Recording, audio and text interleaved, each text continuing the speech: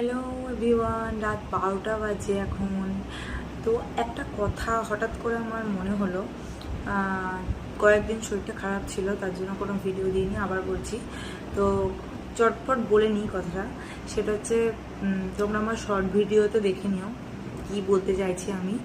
এটা আমি কাউকে কোনো জ্ঞান দিচ্ছি না, কিন্তু এটা একটা আমার জাস্ট মনে হলো তাই বলছি। মানে কথাটা শোনা কথা, সবই শোনা কথা। তো আমার এই 30 বছর বয়সে আমি এইটুকু অন্তত বুঝলাম শোনা কথাটা থেকে, যে ভগবান পৃথিবীতে মানুষকে সৃষ্টি করেছে, যে মানুষ হচ্ছে শ্রেষ্ঠ প্রাণী। এই শ্রেষ্ঠ প্রাণীরা হচ্ছে মানুষ।